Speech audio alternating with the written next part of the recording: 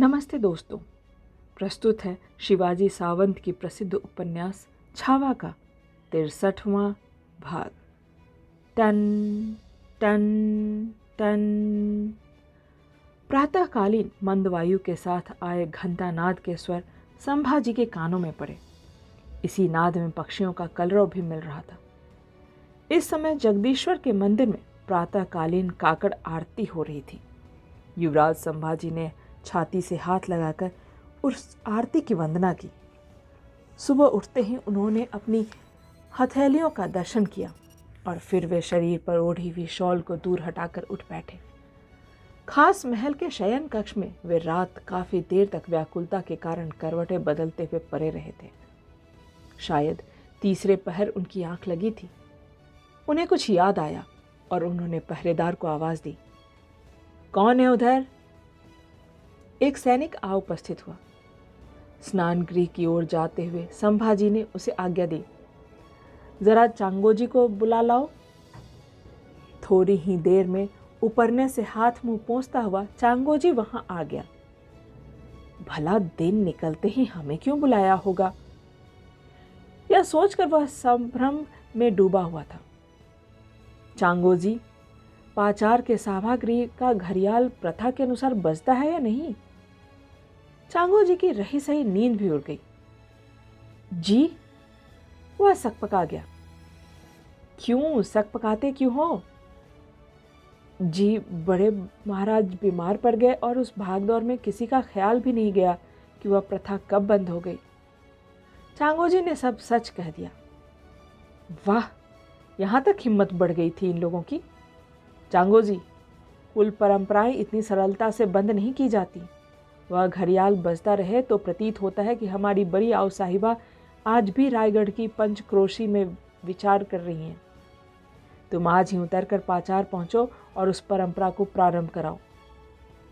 जी, चांगोजी झुककर जाने लगा। और देखो, जाते समय सशस्त्र प्रहरी और एक डोली साथ ले जाओ। पाचार की माजी को सुरक्षापूर्वक यहाँ रायगढ़ में ले आओ। जी। चांगोजी चला गया। संभाजी बड़ी देर तक झरोखे में से पाचार की दिशा में देखते रहे। बाहर वर्षा की झरिया लगी हुई थी। दूर का कुछ दिखाई नहीं देता था। एक दासी तबक में कुछ लिए आई। उसमें से भाप उठ रही थी। दासी ने तबक चौकी पर रख दिया और बोली, बाहर शिरके मामा साहब खड़े हैं, भेज दो उन्हें। संभाजी ने रखा कटोरा उठाया। उसमें थी कुल्थी की गरम गरम कढ़ी। दरवाजे में खड़े थे पीलाजी मामा। संभाजी ने हाथ का कटोरा बिना पिए ही रख दिया और आइए कहकर वे आगे बढ़े आए। आज पीलाजी को प्रणाम करते हुए उनके मन में येसुबाई की स्मृतियां जाग उठी थी। युवराज, आपके परिवार के बारे में क्या किया जाए? हमारी बच्ची तो घुलकर आधी रह गई है। 1.25 बरस हुए आपके दर्शन ही नहीं पाए उसने। मामा जी, भाग्य के फेरे से हमारे पांव किसी एक जगह टिक ही नहीं पाए। आज ही रायगढ़ पहुंचकर इन्हें कुछ आराम मिला है। यह आप देख ही रहे हैं। आप श्रृंगारपुर को आदमी भेजकर युवरानी को यहाँ बुला लें। केशव पंडित, उधो योगदेव और कवि कुलेश को भी बुलवा लें। जी। पिलाजी के मुख पर आज कई दिनों बाद हंसी दिखाई दी। यह कटोरा क्यों रख दिया? पीजिए ना। तबक में रखे कटोरे की ओर संकेत करके पिलाजी ने स्नेहपूर्वक कहा। जी, वह कटोरा। संभाजी उलझन में क्या कहें, कैसे बताएं। अच्छा, हम चलते हैं। आज ही श्रृंगारपुर को आदमी भेज देते हैं। पिलाजी चले गए। संभाजी कटोरे से उठने वाले भाप को देख रहे थे। उसमें उन्हें एक नन्हा सा मुख दिखाई दे रहा था, भवानी बाई का मुख।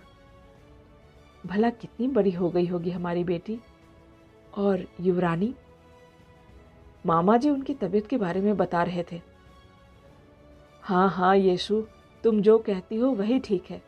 तुमने जंगल की हवाओं का सहरा अपने माथे पर बांध रखा है, परंतु तुम अकेली ने ही ऐसा वनवास नहीं भोगा है। छोटी रानी ने भी बहुत कुछ भोगा है। कम से कम तुम अपने घर में तो हो। पर वे अहमदनगर के किले में कैद दुर्गाबाई और मदन सिंह की याद से संभाजी अत्यंत व्याकुल हो उठे। हाथ पीठ पीछे बांधे वे भीषण एकांतवास की अनुभूति से व्यथित होकर इधर उधर घूमने लगे। कटोरे में भरी हुई कढ़ी ठंडी होती जा रही थी। स्नानादि से निवृत्त होकर तथा देव मंदिर में मां भवानी के दर्शन करके वे महल के सभागृह में आए। वहां एकत्रित दरबारियों ने उन्हें मुजरा किया। युवराज आसन पर जा विराजे। मुगल प्रदेश के औरंगाबाद की ओर से खबर आई है युवराज, यदि आज्ञा हो तो। कार्यालयाध्यक्ष राघव स्वानंद ने कहा। संभाजी ने हाथ उठाकर अनुमति दी। सब दरबारी खबर सुनने को उत्सुक थे। मुगल दरबार ने दक्खन के सूबेदार शाह आलम को वापस बुला लिया है और उसके स्थान पर खान जहां बहादुर कोकलताश को नियुक्त किया है। खान औरंगाबाद में आकर फौज जमा कर रहा है। संभाजी के माथे पर बल पड़ गए और वे चिंतातुर हो गए। महाराज की मृत्यु के बाद तुरंत होने वाला यह परिवर्तन महत्वपूर्ण था। शाह आलम जब तक औरंगाबाद में रहा, औरंगाबाद शहर से कभी बाहर नहीं गया था। कार्यालय अध्यक्ष, हमारे जो किले मुगलाई प्रदेश से लगे हुए हैं उन्हें इस परिवर्तन की सूचना दो और सभी चौकियों और छावनियों को अधिक मजबूत बनाकर जागरूक रखने को लिखो। जी, राघव स्वानंद झुकते हुए बोले। मामा जी, पनहालगढ़ को हरकारे भेजिए और महलोजी को संदेश भिजवाइए कि कैदियों को इधर भेज दें। संभाजी ने हम्बीर राव से कहा। जी, भूषण भंडार, वस्त्रागार, रत्न भंडार आदि सभी पर मोहरें लगी हुई है। जब तक मोहरें टूटती नहीं तब तक किले के व्यवहार पूर्वतः चालू नहीं हो सकते। हम्बीर राव ने लोगों की अड़चन कह सुनाई। दुर्ग की ऐसी पक्की नाकाबंदी कर दी गई थी, यह जानकर संभाजी क्षण भर को अत्यंत दुखी हुए। फिर हम्बीर राव से दृढ़तापूर्वक बोले, सेनापति जी, आप ही कारखानों के प्रमुख अधिकारियों के सम्मुख वे मुहरें तुड़वा दें। अधिकारियों से समस्त वस्तुओं की विवरण सहित सूची बनाने को कह दें। और हाँ आबाजी, तुम सुरनिस के कार्यालय का काम, पत्र व्यवहार आदि के कार्य की समस्त व्यवस्था किया करो। एक और अर्जी है स्वामी, राघव स्वानंद ने दूसरा मामला पेश किया। किसकी है? बेल होंगल विभाग के मुरगोड गांव के देसाई मानको रुद्रप्पा की अर्जी है। क्या कहते हैं मानको जी? हमने उन्हें पनहालगढ़ से पत्र लिखा था कि माल गुजारी के बारे में महाराज साहब ने जो सुलह की है उसे हम उसी प्रकार आगे भी चालू रखेंगे। उनकी शिकायत उस विषय में नहीं है।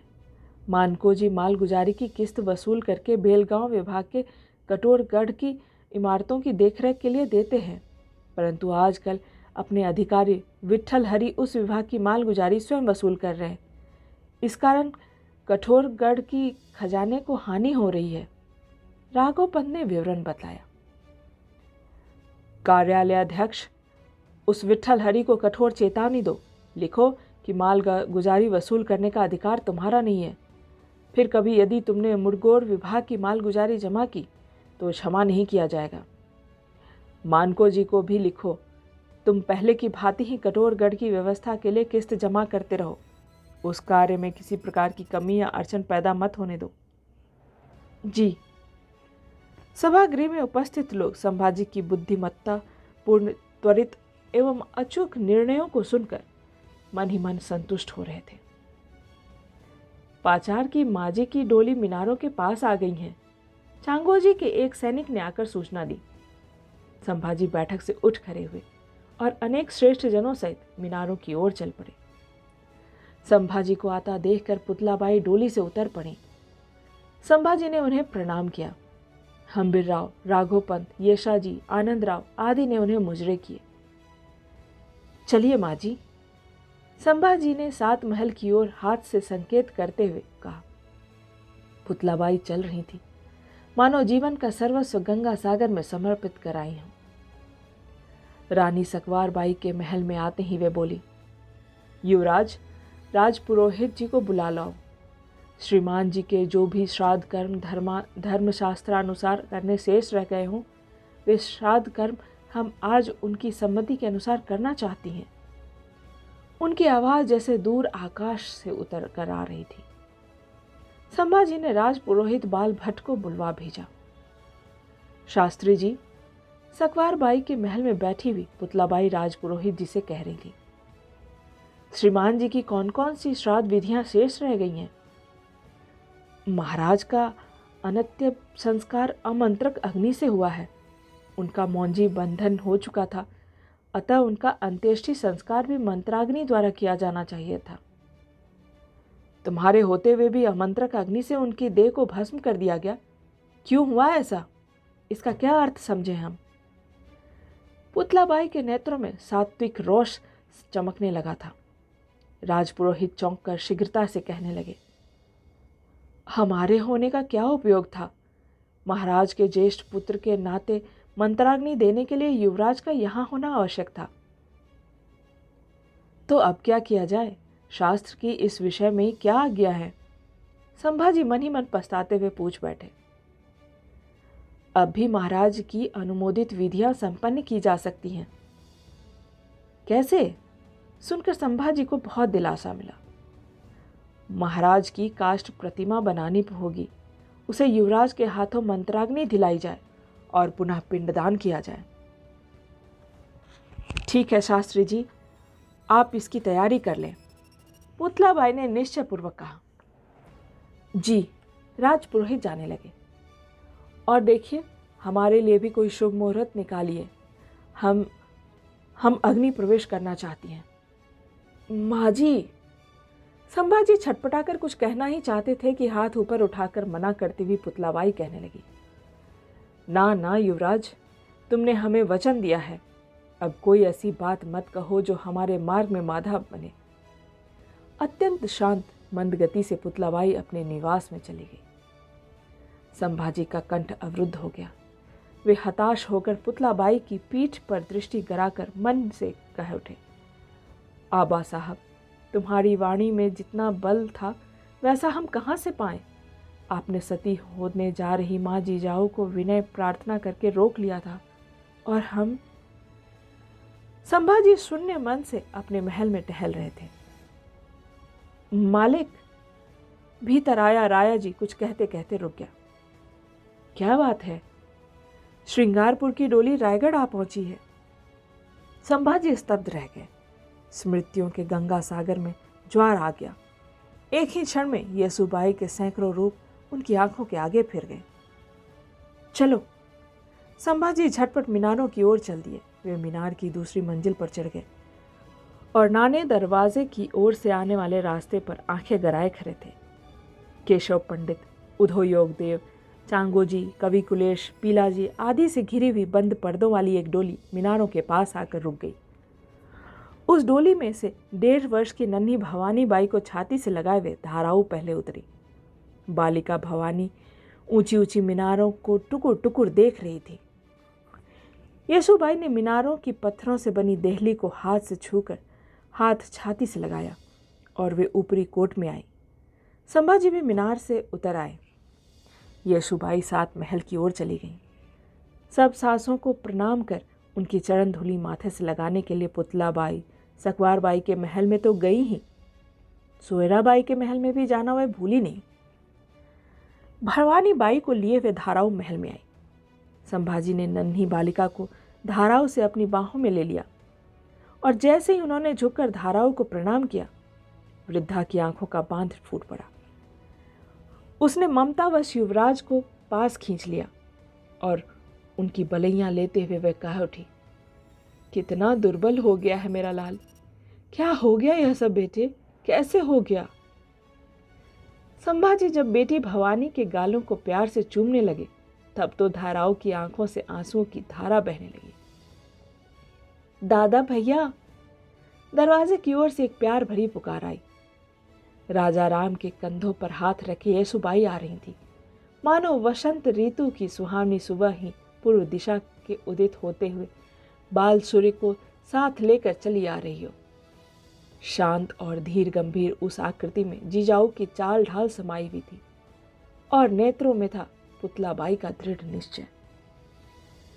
अपने पतिदेव के सम्मुख आते ही उन्होंने आंचल को हाथों से पकड़कर झुककर 3 बार प्रणाम किया।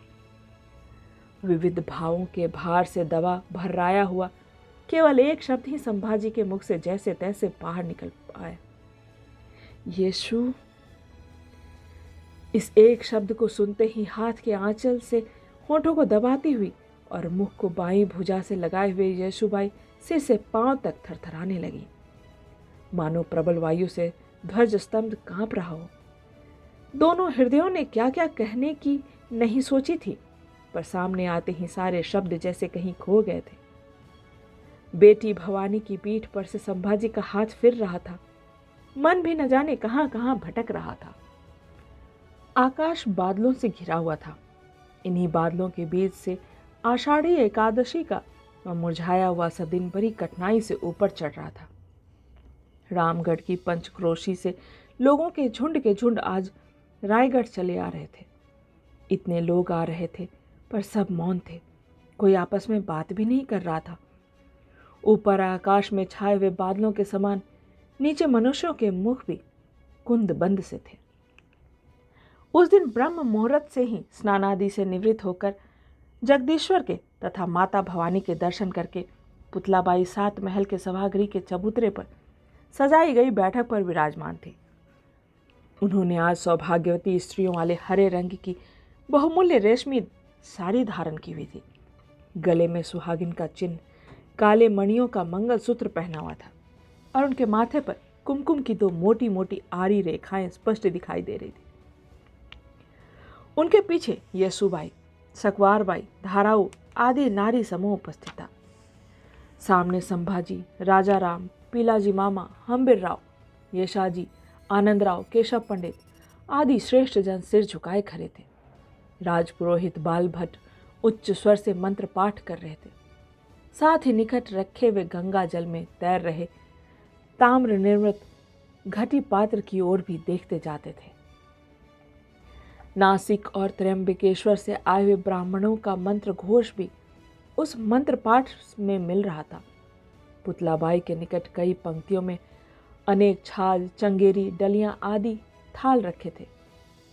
इनमें रखा हुआ सती का बाना उठाकर येसुबाई पुतलाबाई को दे रही थी और अपने कंगन चूड़ियों से भरे हाथों से पुतलाबाई उस बाने को सुहागिनों को बांट रही थी। एक एक सुहागिन आकर पुतलाबाई से वह बाना लेती थी और अपना कुमकुम भरा माथा उनके चरणों में नवाती थी।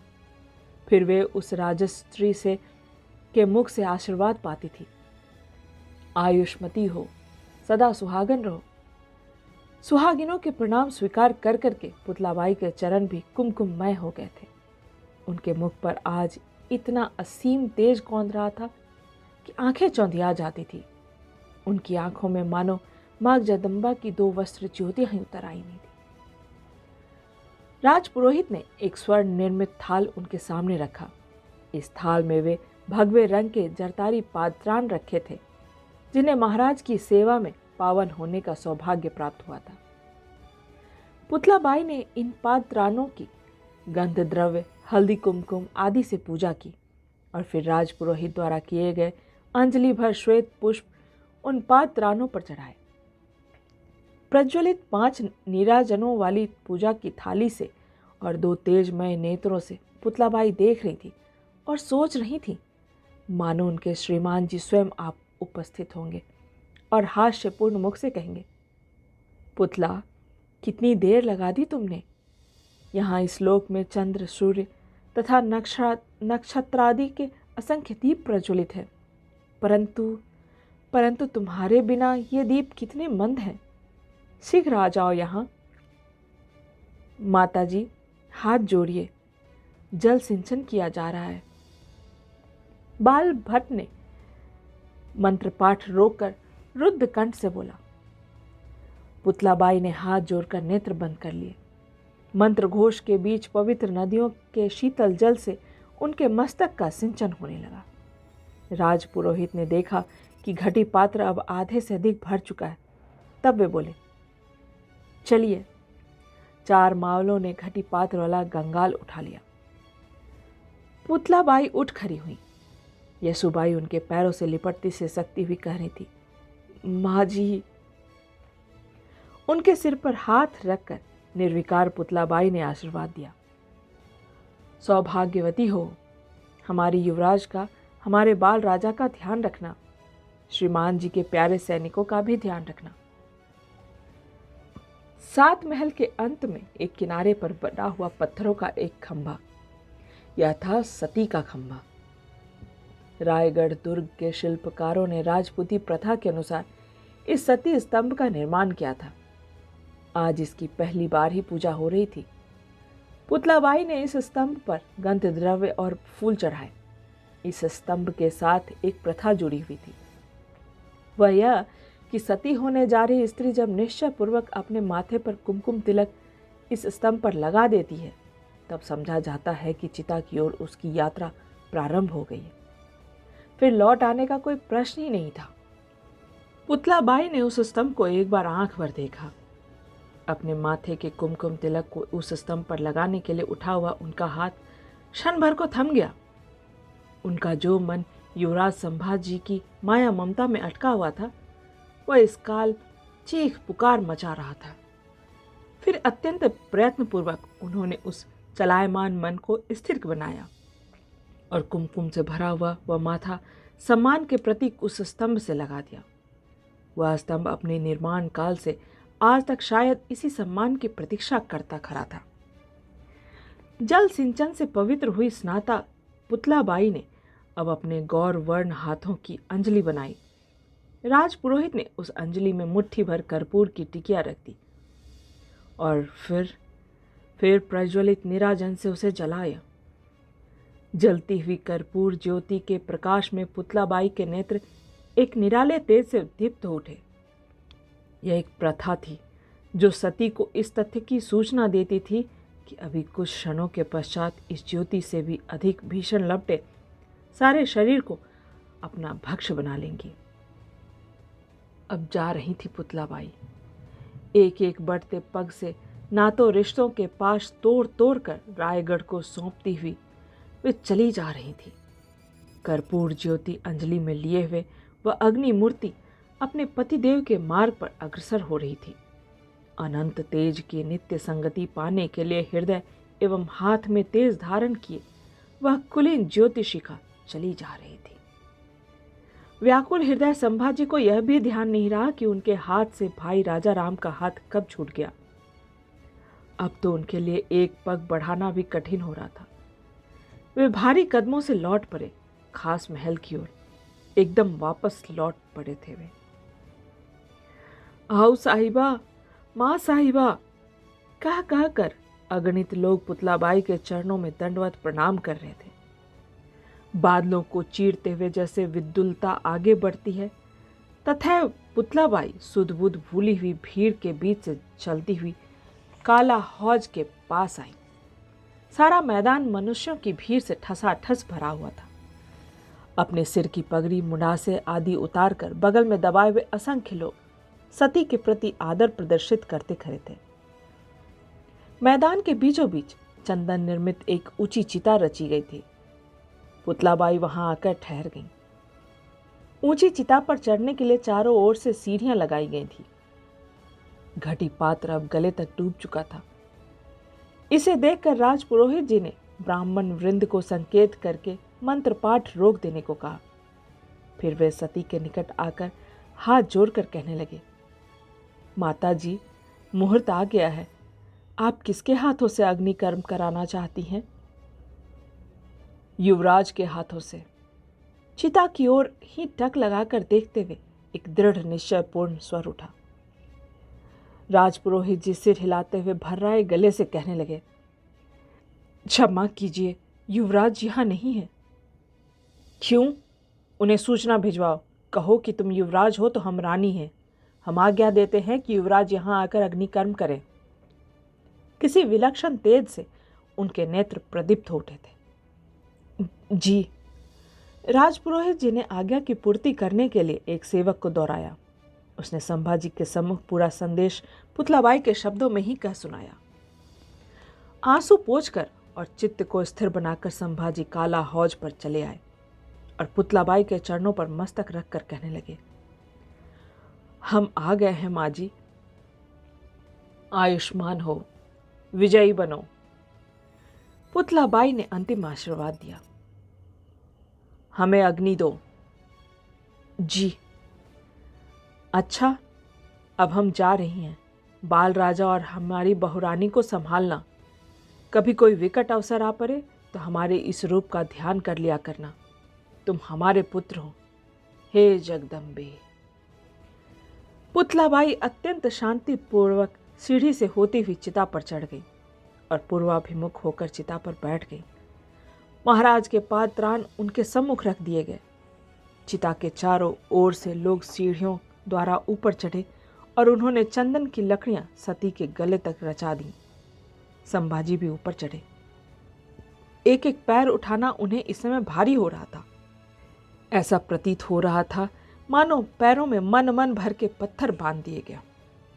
रची हुई लकड़ियों में से जलने के कारण हस्तांजलि ही दिखाई दे रही थी। उसमें जलती हुई कर्पूर ज्योति भी मानो संभाजी से कह रही थी, हमारे इस रूप का ध्यान कर लिया करना, तुम हमारे पुत्र हो। राजपुरोहित जी अपने हृदय के आवेग को फूट पड़ने से बचाने के लिए होठों को दांतों में दबाकर और हाथ में कर्पूर वाटिकाओं से भरी थाली लेकर ऊपर चढ़े। संभाजी ने उस थाली में से कर्पूर की वाटिकाएं मुट्ठी में भर ली और आंसू बहाते हुए वाटिकाएं सती की अंजलि में डालने लगे। एक के बाद अनेक मुट्ठियां उस अंजलि में गिरते रही। सती ने अपने कुलदीपक के हाथों अग्नि पाई। चंदन की उस चिता से अब ज्वाला रूपी पक्षी उड़कर आकाश की ओर लपकने लगे। भरी हुई मुट्ठी वैसे ही लेकर व्यग्र संभाजी सीढ़ी से उतरे और किसी की ओर ना देखते हुए सीधे ऊपरी कोट की ओर चल दिए। सती के सम्मान में रायगढ़ की तोपें इतनी जोर से गरज रही थीं कि कानों के पर्दे फट जाते थे। जिस दिन महाराज इस संसार से विदा हुए उस दिन ही रायगढ़ अंधा हो गया था। आज उसके कान भी बहरे हुए जाते थे। संभाजी 7 महल के निकटवर्ती सती स्तंभ तक आए और असीम वेदना से फटा जा रहा उनका माथा उन्होंने नितांत असहाय होकर उस स्तंभ पर टिका दिया। परंतु ज्यों ही उनके माथे के शिव तिलक से उस स्तंभ पर लगे हुए कुमकुम का स्पर्श हुआ, संभाजी सिर से पांव तक सिहर उठे। हाथ में पकड़ी हुई कर्पूर वटिकाएं नीचे गिर पड़ी। उन्होंने अब तक शोक के आवेग को प्रयत्नपूर्वक रोका हुआ था, परंतु आवेग अब बांध तोड़कर बह निकला। उनका मूक मन अग्नि के दाह से भी अधिक तीव्रता से जल रहा था और पुकार पुकार उठता था, माँ जी, माँ जी। न जाने कितनी देर तक वे इसी प्रकार स्तंभ से माथा लगाए जर बने खड़े रहे। श्रीमान जी ही इतना धीरज खो बैठेंगे तो दूसरे लोगों का क्या होगा। उनके पीछे येसुबाई गव आकर खड़ी हो गई, इसे भी संभाजी जान नहीं पाए थे। खंबे से माथा हटाकर और पैरों के पास बिखरी हुई कर्पूर वाटिकाओं को देखकर संभाजी कहने लगे, नहीं येसु, तुम हमारी पत्नी हो, फिर भी तुम हमारे मन की वेदना नहीं समझ सकती। जिन हाथों ने आज तक हमारे रायगढ़ से विदा होते समय प्रत्येक बार दही का थक्का हमारे हाथों पर रखा था, आज उन्हीं हाथों में हम कर्पूर की टिकिया डाल कर आ रहे हैं। ये हाथ बड़े हतभागी हैं, हमें अकेला ही रहने दो। संभाजी अपनी अपराधी हथेलियों को देखते हुए अपने महल की ओर जाने लगे। जाते जाते उनकी दृष्टि सोयराबाई के महल की ओर गई। उस महल के दरवाजे और झरोखे भी बंद थे। इसे देखकर संभाजी के हृदय में एक गहरी टिस उठी। आबाजी के चरणों की निकटता सदा न पाने वाली एक हमारी माँ महाराज के पात्रान लेकर चिता में भस्म हो रही हैं और महाराज के निकट बैठकर पटमहिषी पद का अभिषेक करने वाले ये माँ जी अपने महल में विश्राम पा रही हैं। कैसी विचित्र है जगदम्बा की यह लीला। संभाजी के इस प्रश्न का उत्तर स्वयं जगदम्बा के पास भी नहीं था। आषाढ़ मास की एकादशी को धार्मिक जन व्रत उपवास रखते हैं, परंतु आषाढ़ी एकादशी का वह दिन पुतलाबाई को अपना आहार बनाकर अस्त हो रहा था। धन्यवाद।